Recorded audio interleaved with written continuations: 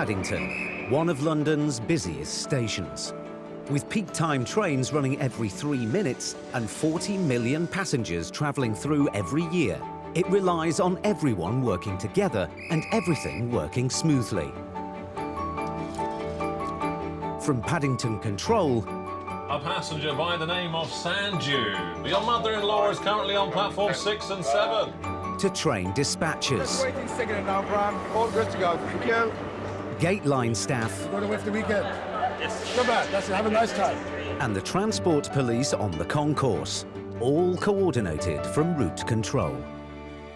Hello, Senior Controller Swindon Control here. And as a backup to all this human activity, there are CCTV cameras. Lots of them. We have currently 403 cameras in this station alone, which is crazy when you think about it. And also, so we have this screen here, which I look at, my user screen, where I can zone into any area of the station. Anything that could possibly happen is up here, and it's all quite exciting. It's a slow mid-afternoon on a quiet Tuesday. Platform 1 will be your next one. But at the ticket barriers, the CCTV cameras pick up the start of an extraordinary incident, which will cause the shutdown of Paddington's train service.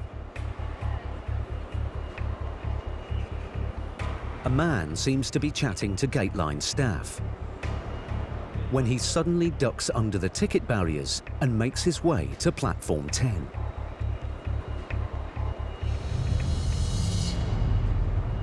And then, the unexpected happens.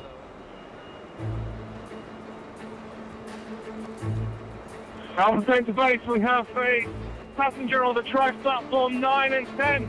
Platform 9 and 10, we have a passenger on the tracks running Bristol end. 13 to base, urgent 13 to base. We've got all trains on stop coming out of Paddington, report of a person running around on the tracks. All on stop, Paddington. We send CCTV, platform 10 and platform 9 and Bristol end. Okay, so you've got one officer on site trying to find him, yeah? So, person running around on all the lines. Okay, going to all radio mobile, just to make you all aware, the station is closed. For the moment, there will be no services leaving Paddington due to a trespass on the tracks that's outside the station. Not good. We've had the Sigler phone up to report that they've received a report from Paddington Station of a male running across all the lines just outside the station area. All trains are on stop, and then BTP have just phoned up to say that they are aware.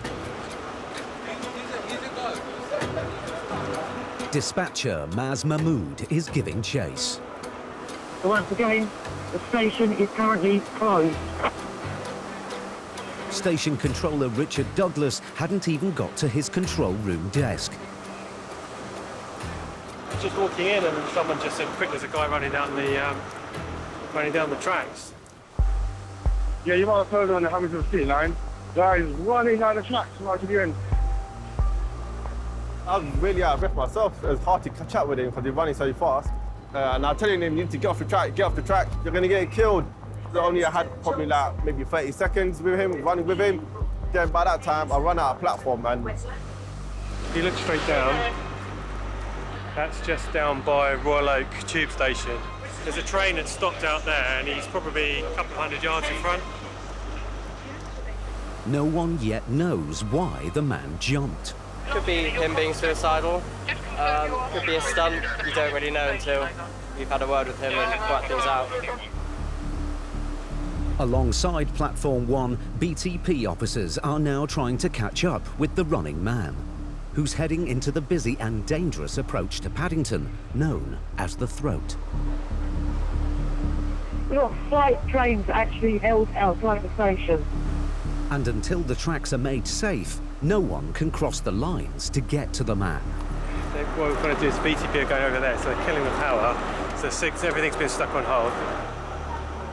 The trespasser is a mile outside the station. But the police are now hot on his tail. Sounds like they may have got this guy then. The mail's detained about half a minute and he'll be on a platform. Yeah. BTP officer PC Fogg got to him just in time. We caught him about 50 metres short of Royal Oak Station. He was just short of the live track where he gravitated towards the underground station. Had we not decided to chase him and stop him, I've no doubt that his next few steps he would have touched that live track and we'd have had a very different situation. The person's in custody, he's been handcuffed. While the running man is being dealt with, support officer Alex Hode is trying to find out why he jumped on the tracks. And it turns out the man might have been involved in an earlier fare evasion incident at Paddington's underground station. What happened is when the staff said he needed to buy a ticket, he bent down and just pulled out a mobile phone and a charger out of his bag and just handed it over to my staff. I don't know whether this guy could be the same person. Did he have a big green backpack on? Yeah. It's a strange turn of events, but it could help the investigation. Staff was outside, the train came in and the guy was trying to leave, but he had already double shuffled through one of the passengers who paid. And then when the staff said, oh, next time you need to buy a ticket, he just bent over and from his rucksack he pulled out this mobile phone charger and he just went off on his way. Underground staff, and then ran off down towards platform 10. That's it? Yeah, matches the exact same description of it. It's been a worrying incident, but the running man is now safely in the police van. He's been taken off to custody, I believe, at the moment. He's been arrested. He's off now. Hopefully he'll get the help, whatever he needs. It's not over yet, though, for station controller Richard Douglas. The incident has lasted 20 minutes and thrown Paddington's timetable into disarray. And it's Richard who's got to get it back on track. Right, so I've just come back in. I'm starting my shift now. It's a bit crazy now, so we're now going to try and put everything back together. We've had no trains come and go for the last about 20 minutes. What we've got now is we've got platforms full of trains and we need to get them out because we've got loads of trains that are being sat outside between sort of Ladbroke Grove and sort of Hayes and Arlington, right back down to Airport Junction, which is some 10, 15 miles away. So we've now got to try and pick things up, get trains dispatched, get people in the right places so we can start moving things on. We've got a bit of wiggle room because of the time of day it was. Had that been at like 5 o'clock, that would be major problem, major problems. Hopefully, I reckon we should be able to sort it out within 45 minutes.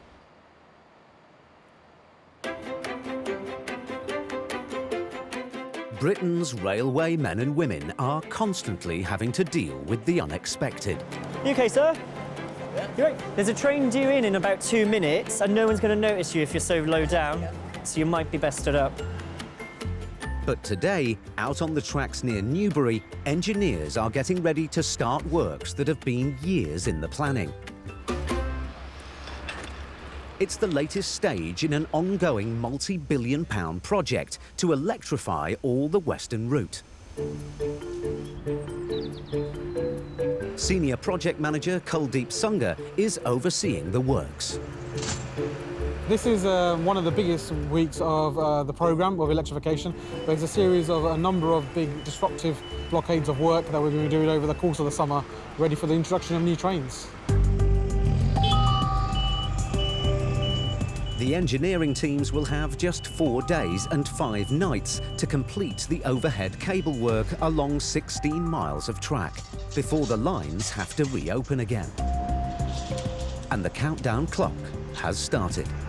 Nearly 200 tonnes of steel to be erected and then all the copper wire to be run, which is anything close to about 10 to 12 kilometres per 1,400 metres of electrification.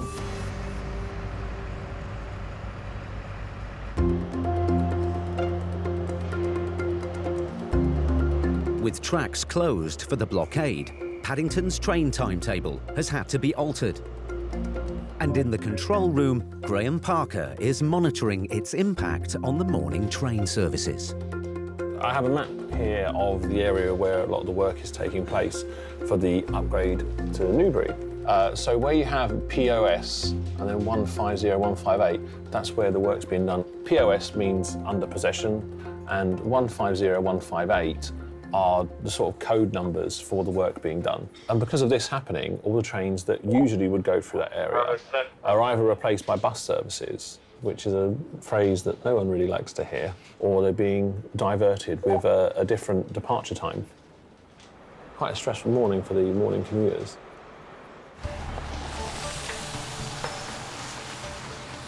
Over at Newbury, commuters are feeling the full effect of the line closures. They've been advertising for the last couple of months. It's replacement buses between now and Thursday. Friday, we're back to normal. But even the best laid plans don't always go smoothly. You said wait here. Yeah. And the boss was sat there. You said, oh no, it's not there yet. Wait here. No, it's moved on. I'm late for work. No. From what I've been speaking to my colleagues, we've had maybe half a dozen saying they didn't know, but apart from that, most people knew where to go, what times to be here and stuff like that. We've tried to get as much communication out as possible. It's a commuter town, so there's tons and tons of people going in towards London.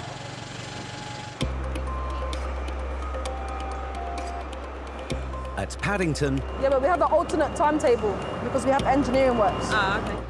Customer Ambassador Natalie Greenwood is doing her best to keep customers on the move. Everyone's just a bit frustrated at the moment because they're missing their trains.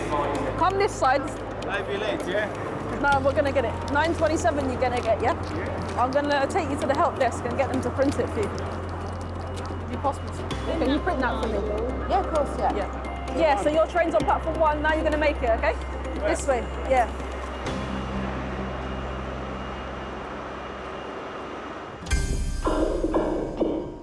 "60 miles away at Newbury, Stephen Jones is managing the first stage of the electrification project, erecting the structures that will support the overhead cables.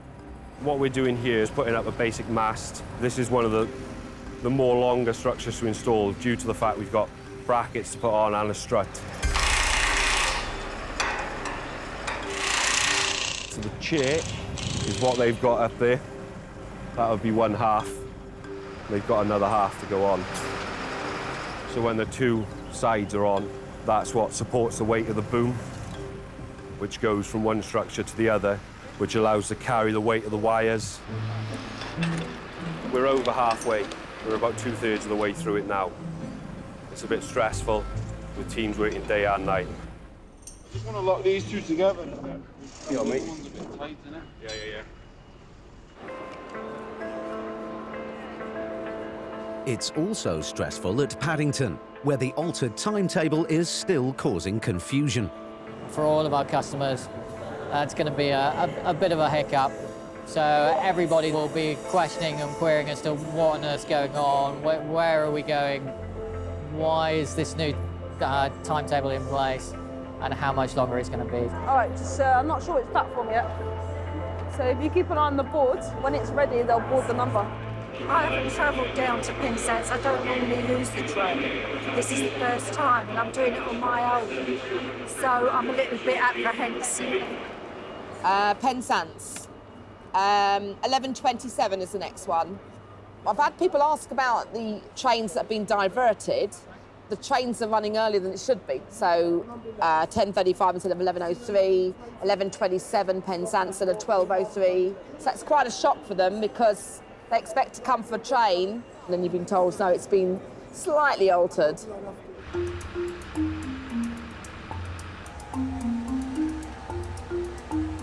Back on the lines outside Newbury, engineer Andrew Lonsdale is beginning the next stage of the process. As each new mast goes up, he can begin attaching the overhead cable. This is the ZEC unit of the wiring train. So what we've got here, we're paying out 2 wires in tandem. This is about 1,300 metres. We're running out the solid copper contact wire and the stranded catenary wire. The SIC here, that's a single insulated cantilever. This is going to support the wire. So Mick will be catching this round, pull it towards us in the basket. There we go, got it round. So we'll now connect the catenary wire into the clamp. That will be tightened up. That'll be everything secure then. Okay. Yeah. After that, we'll connect the registration arm onto the contact wire. Once that's secure, we'll then move on. The contact wire will carry 25,000 volts to power the electric trains. But none of that will happen if the engineering teams don't meet their strict deadlines. Come 04:55 Friday morning, this route will be handed back in a fit state, ready to start running passenger service. If we didn't give the line back on Friday, it would cause major issues. A delay to the train service, I think you'd pretty much mess the whole route up. We've got to get it back. We can't keep it. The engineers are working hard to hand back the lines on time, but unplanned disruptions are never far away. That's right, yeah. That's not been established yet. At route control in Swindon, news is coming in about a serious incident. They're on there at the moment, yeah. He's just, what they've said to me, he's been unresponsive for 30 minutes. A passenger has been taken seriously ill on a train from Paddington that is now arriving at Reading.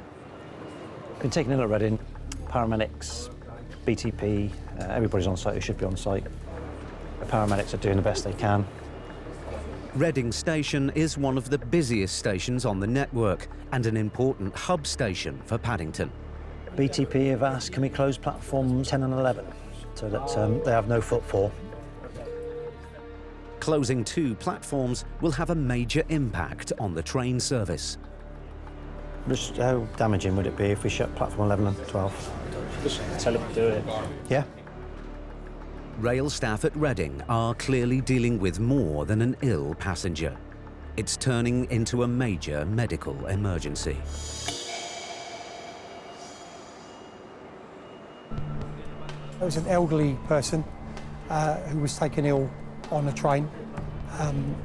Obviously, this is the first station at which the train can be stopped to allow some help to be given to him. And unfortunately, very sadly, paramedics were unable to do anything more than initial help, and he has passed away. Very shaken, a little bit upset. It's not every day you come to work and a situation like this develops immediately. It's very, very sad. And we'll stay here and we'll make sure that the public stay as far away as they can. Yep. And hopefully the gentleman can leave with a little bit more dignity than he arrived. Sure, exactly, yeah. We've got to wait for the coroner to come, and then we'll have to wait for the undertakers. And then we'll have to arrange a way of removing the body that nobody can see from any of the other platforms. So I should imagine they'll put a screen around it until they remove the person. For the moment, platforms 10 and 11 at Reading, a busy hub for Paddington, are closed. But at route control, they're used to reacting to the unexpected and balancing passenger well-being with the need to get the train service up and running again. Unfortunately, we have to keep trains running around it, because that's what we're here to do, run trains. We're probably looking at 10 to 20 trains having to have been rediverted elsewhere. As the death isn't considered suspicious, the train is allowed to leave. So we'll run the train empty to Bristol Temple Meads, and then we'll make a decision as to whether the train, if it's fit for service, we'll be able to run it in passenger service back towards London Paddington. It's something that doesn't happen too often, but I'd probably say within the 11 years that I've been working for Great Western that it's probably happened about 3 or 4 times where a person has died on a train service. It's been a sad day, mate. All right, yeah, sad day. Cheers. All right.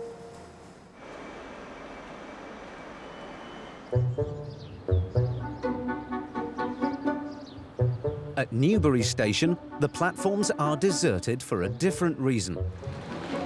While works to modernise the network carry on, a bus replacement service is in operation. There's no trains today, and then we've got nothing till Friday now. Which is the Thatcham bus, do we know? It's not here, 709. But the road is no substitute for the rail. So normally I get the train and it takes about 15 minutes to get to Reading, so this takes about an hour and 10 minutes. So yeah, it's quite a big hassle for the beginning and end of the day. Obviously, it's not really convenient. I dread the weeks when there's a bus replacement. They're not consistent enough, the buses aren't. They're not as consistent as the trains are. The trains are a pain as they are, sort of, enough. To be honest, they don't really let you know when the buses are actually going to be. Like, every time it's on Monday, I keep missing it, so I'm always late to work. Down the line from the station, work is continuing on the installation of overhead cables as part of the electrification of the rail network. Today they're installing the droppers, the short wires that will support the overhead cable that provides power to the train. And it's a fiddly business. We've got the guy sorting them out in order because the droppers will sort of determine your wire height, which the pantograph runs on, so everything's got to be millimetre perfect to the correct height and stagger.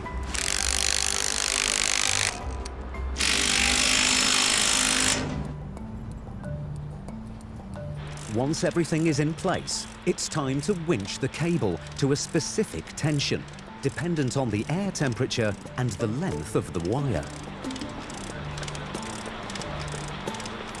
See the needle spinning round on the drum, slowly, and there's a chart around the edge of the drum. So when you pull that needle out to where it needs to be on that chart, that's when you connect it all up together. It's quite hard work pulling that up. It takes a little bit of doing. Donkey work.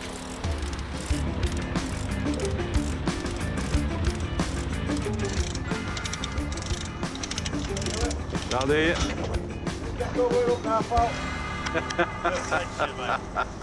Pay the man. That spring's now loaded to the correct setting. We're pretty much wrapped up now. Everything seems to have gone to plan well today. Yeah, I'm happy with the progress so far and quite confident we'll get everything completed.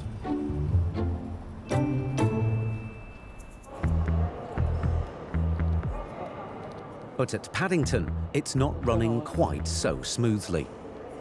A lot of our ticket machines being refurbished, replaced, so it's causing us a few issues with people buying tickets. And it's just all gone a bit busy and manic, and we can't find the person who operates machines, and they seem to be dropping out one by one. This one is absolutely terrible. Anybody collecting tickets, you can travel with your reference number this morning. So that's good enough? Yeah, that's perfect. And obviously we don't want our customers to be annoyed or angry at us. Thank you. I'll let you through the gate. I'll let you through the gate. She's gone to the gates to go through to her train because her train's leaving in 7 minutes and it's not printed half of her ticket, so she's only got the half coming back. I'm going to open this one for you. Let me just open it for you. So she's upset. There you go. Hell, absolute hell on earth. This place is inefficient. There's absolutely no customer service. They give you information over the tannoy. I responded to that and they went, oh no, you can't do that. You've got to go back and get another ticket. It's just a night. And so I am livid. That's not a great way to start a day. It has been a long morning because everyone's just a bit annoyed. And when they're annoyed, they get frustrated and their temper's like that. Further down the line, project manager Caroline Saunders is overseeing another vital part of the electrification work between Newbury and Reading. We're at Aldermaston Station. This is a station that falls in the middle of the area that is closed at the moment. We have a number of stations that the platforms are not long enough to accommodate the trains. The new electric trains are slightly longer than the current fleet, and at Aldermaston, the southbound platform needs to be extended by 25 metres. The plan today is going to be install the piles for the new platform extension. The two guys in the orange there are just setting out the pile positions. We've got a 75mm tolerance on the pile, so they have to be set up very accurately and have to be going exactly where required. Beams will sit on top of the pile foundations, and then the platform slabs, which are made off-site, will sit on top. This is quite a lot of disruption, and we do recognise that that's very disruptive to the passengers, but our hope is that this is very much a short-term pain for long-term gain.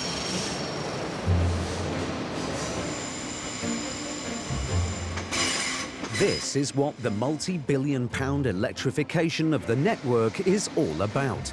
A new generation of electric trains that are lighter, more environmentally friendly and faster. What I do like about these is the take off speed. They just zoom out. These are so quiet to what I'm used to. The long-distance intercity express trains have been in service for over 6 months. Early again. Yeah, ever since I've been driving these, I've been arriving in stations 3 to 4 minutes earlier. Lines are currently electrified from London to Didcot. I think it's roughly about £1 million a mile it costs to put this infrastructure in. But once the overhead line works at Newbury are completed, trains will be able to travel even further westwards under electric power. Until then, electric trains are having to turn to diesel to finish their journey. I'll be dropping the pantograph and starting the engines up. And then we'll be running on 6 diesel engines all the way then to Swansea.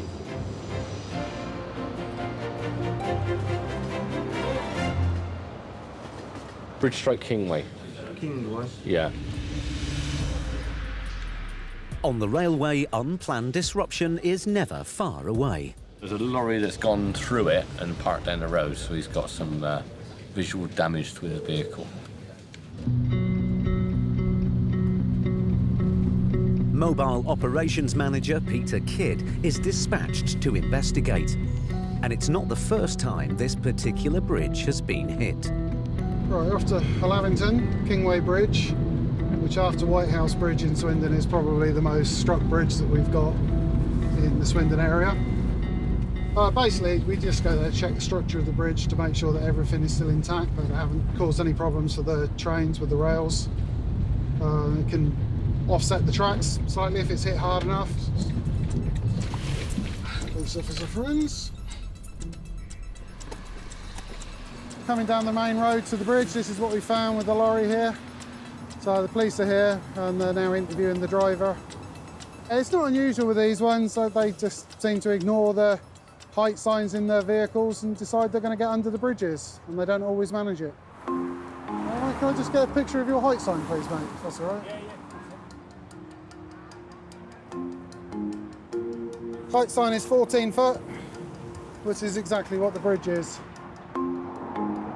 We seem to get an awful lot of it. They just think they can get under it, because a lot of bridges do have a little bit of leeway, but not all of them, and they get caught out. Any serious damage to the bridge could result in train delays and cancellations. What we're generally looking for is anything that's nice and shiny, because that would be new damage. I'm not worried about the protection beam at all, it's just the bridge that we're looking for any damage. That does look like the new one there, but there's nothing whatsoever on the main bridge, so it's done its job. That's what it's there for. Almost 2,000 railway bridges are hit by lorries every year. Luckily, the steel beam on this bridge has prevented any damage to the infrastructure itself. Oh, a second, so there's Pete Kids from the mum. Right, Kingway Bridge. Yeah, not bad, mate. Yeah, Kingway Bridge. Just inspected it, everything looks okay. Looks like the protection beams have done their job on it. Catch you later. Bye-bye. Where are you going? Ready? At Paddington, the ticket machine issue has been resolved. But now, BTP officer Al Gore is dealing with a different sort of ticketing problem. So we've had reports from a train manager that we have a train coming into Paddington Station with 2 people who are currently refusing to buy a ticket. We've also been told that they apparently may have a ticket from Cardiff to Newport, so if that's the case, maybe they bought the cheapest possible ticket so they can get through the barriers, then go on the train. Al and his colleagues are hoping to intercept the suspects as they disembark. Apparently they are in the back set, so where me and Smithy are, just trying to work out where Coach B is at the moment. Minutes later, they track them down. Have you got the tickets? No, we told the lady. She said when we get here. Misconfused with the lady who was taking a purchase. Right. So we told her to London and give us a ticket to Cardiff. Officer Gore isn't convinced. So you didn't find it strange that £4.40 was just a single... No, we're not covering into London? OK. The last time a ticket from Cardiff to London cost £4.40 was 1974. What's your current ticket at the moment? Willing to pay and everything, but... Why didn't you do that on board the train? Sorry? Why didn't you do that on board the train? Do what? Pay for a ticket on the train? Oh, I am going to money to pay for a ticket. Right. So how are you going to pay for it here then? Doesn't work like that, sir. It's fare evasion. Fare evasion? Yeah, Yes. Travelling about means no one needs to pay for your ticket. Fare evasion is estimated to cost the railway industry around £240 million a year, and it's a criminal offence. But if the men agree to pay for their journey to London, they will avoid prosecution. So you can pay for it as an extra ticket, yeah? I can pay, yeah. And pay for the gentleman as well? Yeah. With the deal done, the men accompany Officer Gore to the ticket office. But not before chancing their luck one more time. Not on the bike. You push the bike. You start doing that, and the bike will come off you, and then you'll be nicked. Oh, I didn't know, can't they? They bought tickets Cardiff to Newport. They obviously need the difference here. Live and learn, yeah? Yeah. Surprised to see us. I don't think they've realised that police have been called. They've been charged £157 and a few pence. That's for 2 returns. £157 does sound quite a lot of money. But good news is they've paid it, so the railway's got the money, we've got no offences. Happy days. If they'd have booked the 2 returns in advance, it would only have cost them £76.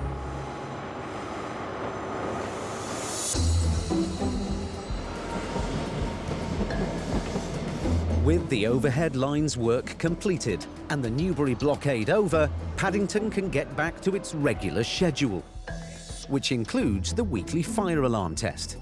Yeah, based to all station radios. We're going to test our evac message in a moment. You will hear a message about evacuating. Please ignore this message, it's a test only. With 100,000 passengers passing through the station each day, these tests are a crucial safety measure. Due to a reported emergency, all passengers must leave the station immediately. Passenger announcement for all passengers and staff in the station. We just completed our weekly fire alarm test and our weekly evacuation message test. That's it. That's fire testing for another week. But it's not just the fire alarms that need to be checked. In the tunnels beneath Paddington, Shift Station Manager Kevin Noon is carrying out a regular inspection of the station's infrastructure and fire safety measures. Now this is pretty bad. This fire escape that should always be clear. But thanks, mate. Coming towards underneath platform 6 and 7. You can just see above you there. You can see where we are. The tunnels are hundreds of metres long, and old ticket windows are evidence that before the war, they used to provide public access directly to the platforms. But it isn't the only thing these tunnels have been used for. Looks like there could have been police cells or something. Probably hold people in here. Pretty basic. You can see a trough running down the middle, and the floor there. Do whatever they've got to do, I guess.